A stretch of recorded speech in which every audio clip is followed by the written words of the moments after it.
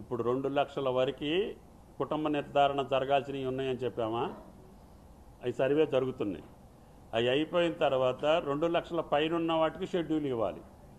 మా ఆర్థిక పరిస్థితి యొక్క వెసులుబాటు చూసుకొని 2,50,000 వరకు ఎప్పుడు కట్టాలి, 3 లక్షల వరకు ఎప్పుడు కట్టాలి, 3 లక్షల పైన ఎప్పుడు కట్టాలి, ఆ డేట్ ఇవ్వకపోతే ఏమవుతుందంటే రైతులు ఇవాళే కట్టేసి అందరు పాపం మాకు రాలేదనే పరిస్థితి రావచ్చు.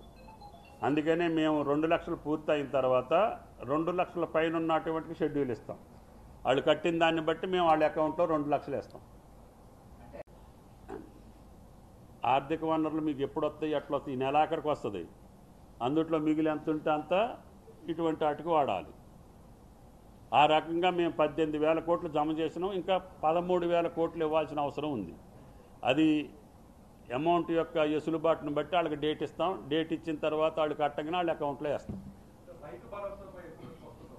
ఇది అయిన తర్వాత అది వస్తుంది. ఇప్పుడు 2 లక్షల వరకు కుటుంబ నిర్ధారణ జరగాల్సినవి ఉన్నాయని చెప్పామా? అవి సర్వే జరుగుతున్నాయి. అవి అయిపోయిన తర్వాత 2 లక్షల పైన ఉన్న వాటికి షెడ్యూల్ ఇవ్వాలి.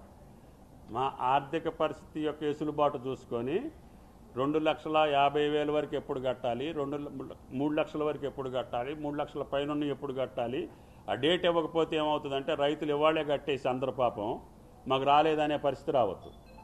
అందుకనే మేము 2 లక్షలు పూర్తయిన తర్వాత 2 లక్షల పైన ఉన్నటువంటి షెడ్యూల్ ఇస్తాం. వాళ్ళు కట్టిన దాన్ని బట్టి మేము వాళ్ళ అకౌంట్లో 2 లక్షలు వేస్తాం.